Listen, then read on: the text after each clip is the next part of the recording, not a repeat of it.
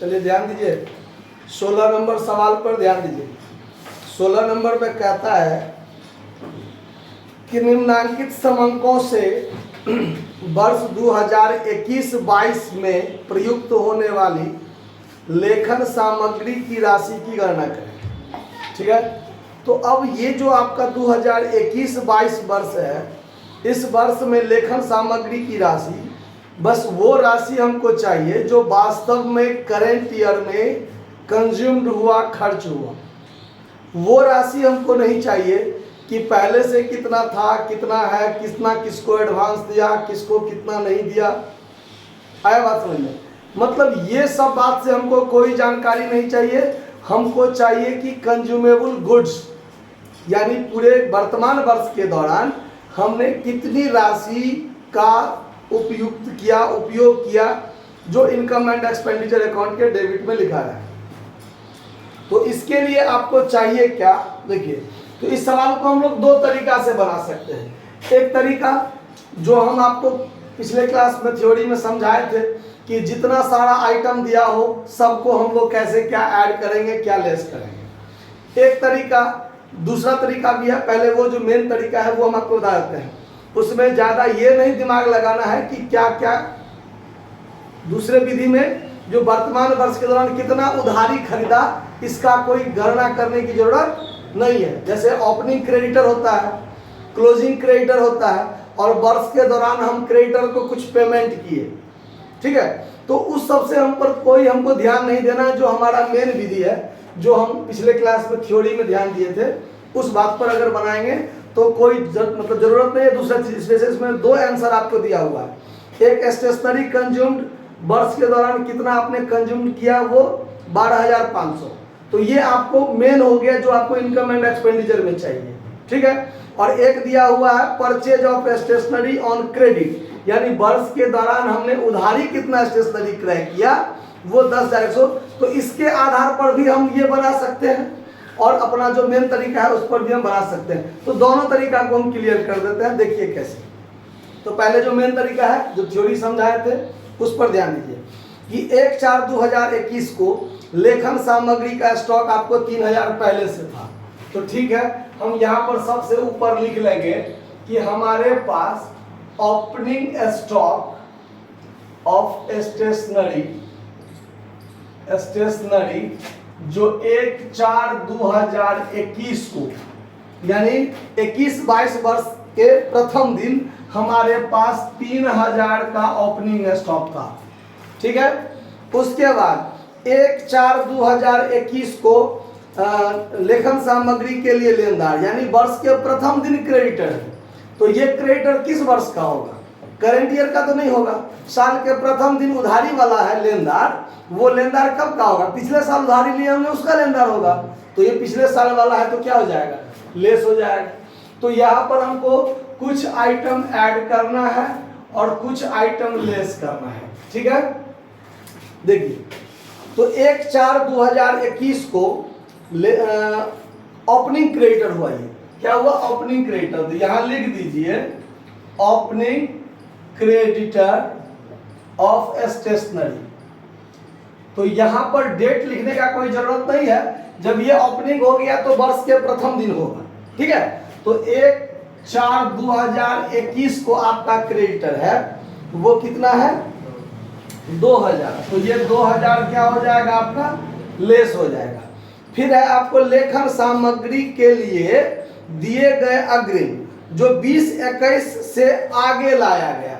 मतलब हमारा वर्ष है 21-22, हमारा वर्ष कौन सा है, 21-22, और 20-21 को हम एडवांस दिए थे। कब एडवांस दिए थे, तो पिछले साल दिए थे ना एडवांस, और वो एडवांस को आगे लाया जाना है, मतलब करेंट ईयर के लिए है। जो करेंट ईयर में नहीं दे करके पिछले ही साल एडवांस दिए थे, तो इसको हम ऐड कर देंगे advance to supplier in previous year, ठीक, for current year. In previous year मतलब पिछले साल में, फॉर करेंट ईयर के लिए, यानी करेंट ईयर के लिए एडवांस हम पिछले साल दिए थे, ठीक है। तो कितना रुपया दिए थे हम, देख लीजिए अमाउंट कितना है, 200 रुपया। तो ये 200 रुपया क्या हो जाएगा, ऐड हो जाएगा। ठीक है। चौथा आइटम है आपको 21-22 वर्ष के दौरान लेखन सामग्री के लिए चुकाई गई राशि 10,800। अब ये जो 10,800 है ये हम चुकाए हैं, क्या किए हैं, चुकाए हैं। नगद क्रय किए होंगे, ऐसा भी हो सकता है, या लेनदार से जिससे हम उधारी खरीदे थे उसको भी दिए होंगे, ऐसा भी हो सकता है। आया बात समझ में? भाई हम तो दिए, हम तो खर्चा किए, तो हम इसको ये मान जाएंगे कि लेखन सामग्री के लिए हमने नगद दिया। Cash paid for, cash paid for stationery, stationery. ठीक है। अब देखिए यहां पर ये क्लियर नहीं कि हमने नगद खरीदा है। अब हो सकता है कि हमारा लेनदार तो है ओपनिंग क्रेडिट क्लोजिंग, हमारा लेनदार है ना ओपनिंग क्लोजिंग, तो हम उसको ही पेमेंट किए होंगे, हो सकता है। आया बात समझ में? हम उसी को पेमेंट किए होंगे, तो कुछ उधारी खरीदे होंगे तब तो पेमेंट किए हैं, है कि नहीं है? तो अगर मान लीजिए हम इस सब बात का ओपनिंग क्रेडिटर, क्लोजिंग क्रेडिटर का कोई जिक्र ना करें, कोई जिक्र ना करें, वर्ष के दौरान हम उसको कितना पे किए इसका कोई जिक्र ना करें, तो हमको निकालना पड़ेगा अलग तरीका से दूसरे क्रेडिटर का खाता खोल के कि वर्ष के दौरान हमने उधारी कितना खरीदा। जो आपका 10,100 आंसर है उस पर काम करना पड़ेगा। ठीक है। तो अभी तो हम उस पर ध्यान नहीं देंगे, अभी हम वर्ष के दौरान पे किए हैं 10,800, 10,800 है, हाँ, तो वो हम लिखेंगे। तो हम 10,800 वर्ष के दौरान खर्च किए, तो किए, जोड़ लेंगे। उसके बाद देखिए 31/3/2022 को लेखन सामग्री के लिए लेनदार, यानी साल के अंतिम दिन लेनदार है, तो हम इसी वर्ष उधारी खरीदे होंगे तब लेनदार है, तो ये ओपनिंग क्रेडिट, क्लोजिंग क्रेडिटर हो जाएगा। तो closing creditor for stationery, stationery कितना का क्लोजिंग क्रेडिटर है, 1300 का, तो वो 1300 क्या करेंगे, ऐड करेंगे। उसके बाद फिर क्या है, 31/3/2022 को लेखन सामग्री का स्टॉक 500, साल के अंतिम दिन हमारा स्टॉक बचा हुआ है, तो ये स्टॉक तो मेरा खर्चा ही नहीं हुआ तो घट जाएगा। तो क्लोजिंग स्टॉक ऑफ स्टेशनरी, और साल के अंतिम वाला है क्लोजिंग स्टॉक है, तो 31/3/2022 को तो होगा ही होगा, घट जाएगा। उसके बाद लेखन सामग्री के लिए हम अग्रिम दिए 31/3/2022 को, यानी करेंट ईयर के अंतिम दिन हम एडवांस दिए हैं स्टेशनरी के लिए, कितना, 300। तो ये एडवांस इस साल के लिए नहीं ना है, इसको लेस कर देंगे, तो लिखेंगे advance to supplier, advance to supplier at the end of year, यानी 31/3/2022 डेट लिख दिए, तो at the end of year लिखने की जरूरत नहीं है। मतलब इतना सारा आइटम ऐड करना है और ये सारा आइटम क्या करना है, लेस करना है। तो आप इसको कैसे कीजिएगा, तब 10, 3, 13, 1, 14, 15, 15,300, 15,300 ये टोटल हो गया। इसमें से कितना घटाना है, 2800 घटाना है, इसमें से 2800 घटा दीजिए, देखिए कितना होता है, 12,500। तो ये हुआ आपका net consumable stationery for current year 2021-22, जो आपका transfer to income and expenditure account debit side में चला जाएगा। तो एक तरीका ये हुआ, जो जितना सारा प्रोसेस जो भी आइटम होगा एक लाइन से हम कर सकते हैं। इसी का एक दूसरा तरीका, अभी हमने आपको बताया ना कि एक और आंसर आपको दिया हुआ है कि अगर हम वर्ष के दौरान उधार खरीद करके काम करते हैं तो हम उधारी कितना खरीदे इसका निर्धारण करना है।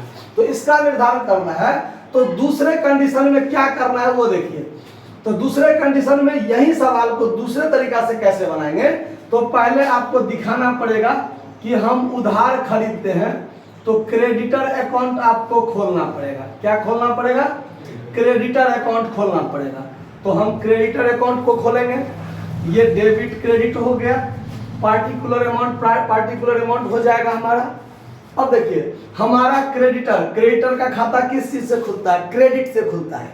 तो वर्ष के प्रारंभ में जो हमारा ओपनिंग क्रेडिटर था वो था 2000 का। तो वर्ष के दौरान हमारा प्रारंभ में ओपनिंग क्रेडिटर था, तब बाय बैलेंस बीडी हम 2000 रखेंगे, मेरा पहले से क्रेडिटर था। और साल के अंत में हमारा क्रेडिटर कितना है, देखिए साल के अंत में हमारा क्रेडिटर है 1300 रुपया। साल के अंत में कितना है 1300। तो साल के अंत में है तो टू बैलेंस सीडी कितना 1300, ठीक है।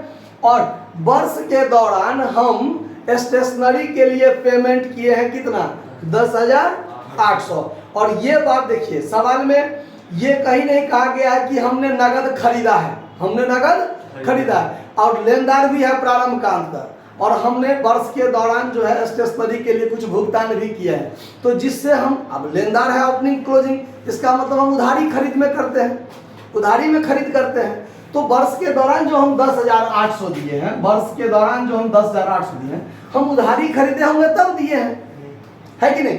तो यहाँ पर हम क्या करेंगे टू कैश अकाउंट, यानी हम पे किए हैं, ठीक है, पे किए हैं। तो प्रारंभ में 2,000 था, प्रारंभ में 2,000 था और हम 10,800 हम भुगतान भी किए हैं, 10,800 और अंत में 1,300 का लेनदार है भी। तो इसका मतलब हम वर्ष में उधारी खरीदे होंगे तब तो इसका मतलब हम कितना उधारी खरीदे होंगे, तो 10 एक 11 एक 12,100 हुआ, तो यहाँ भी 12,100 होगा। तो यहाँ पर हम लिखेंगे बाय परचेज यानी क्रेडिट परचेज, क्या लिखेंगे by credit purchase of stationery, ठीक है, यानी 10,100 का हम वर्ष के दौरान उधारी खरीदे होंगे। बात पर ध्यान दीजिए। तो जब हम इस पर काम करेंगे, ये कैलकुलेशन जब इस पर करेंगे तब क्या करेंगे, ध्यान दीजिए, इस बात को तो समझ गए हैं। अब दूसरे तरीका से जब बनाएंगे तो ये जो आपका क्लोजिंग क्रेडिटर है इसको, ये जो आपका ओपनिंग क्रेडिटर है इसको, और वर्ष के दौरान जो आपने पेमेंट किया इसको, इस तीनों का काम आपको नहीं करना है, क्योंकि ये तीनों का काम कहाँ हो गया, इसमें हो गया। और वर्ष के दौरान हम कितना का उधारी खरीदे हैं, तो जितना का उधारी खरीदे हैं उसी पर ना हमारा काम होगा। तो क्या करेंगे, देखिए जब उस तरीका से बनाइएगा ये चीज निकालने के लिए, तो पहले तो ये खाता आपको खोलना पड़ेगा कि वर्ष के दौरान हम उधारी कितना खरीदे हैं। तब आप क्या कीजिएगा, तो यही चीज लिखिएगा, ओपनिंग स्टॉक कितना, ओपनिंग स्टॉक कितना 3,000 लिखिएगा। उसके बाद एडवांस टू सप्लायर वाला लिखबे कीजिएगा 200, और ये चीज नहीं जोड़ना है और ये नहीं घटाना है, मतलब हम इतना का खरीदे हैं 10,100, ठीक है, यानी यहाँ लिखेंगे क्रेडिट परचेज ऑफ स्टेशनरी 10,100, बस हो गया। इसको जोड़ लेंगे और ये दोनों आइटम जो बचा हुआ है और साल के अंत में एडवांस दिया अगले साल के लिए, ये दोनों आइटम आपका बारी बारी से क्या होगा घटा लीजिएगा। मतलब 10 3 13 13,300, इसमें से 8,000 घट जाएगा, 12,500 आपका ये चीज निकल जाएगा। समझ गए बात। तो अगर आप दूसरे तरीका से बनाइएगा तो पहले आपको क्रेडिट अकाउंट खोलना पड़ेगा। ये बात जब निकल जाएगा तो ये कैलकुलेशन करते समय ओपनिंग क्लोजिंग क्रेडिटर का जिक्र नहीं करेंगे और वर्ष के दौरान कितना भुगतान किए हैं उसका जिक्र नहीं करेंगे। बस हम वर्ष के दौरान उधारी 10,100 का खरीदे थे और हमारे पास 3,000 का था। हम साल के पिछले साल हम एडवांस दिए थे तो इस साल के लिए दिए होंगे, तो वो तीनों जोड़ लेंगे। साल के अंत में जो बचा हुआ है और साल के अंत में जो हम अगले साल के लिए एडवांस दिए हैं वो इस साल का तो नहीं है, घटा लेंगे, अंतर 12,500 निकल जाएगा। तो आपको ये चीज निकालने में ज़्यादा थोड़ा मेहनत करना पड़ेगा, ये चीज निकालने में। और ये वाला तो आप इजी रूप से समझते हैं कि कौन कौन सा आइटम वर्तमान वर्ष के लिए है, कौन कौन सा अगले पिछले का है, तो ये आपके लिए आसान होगा। तो दोनों तरीका में से जो तरीका आप बनाएं बना लीजिएगा। धन्यवाद।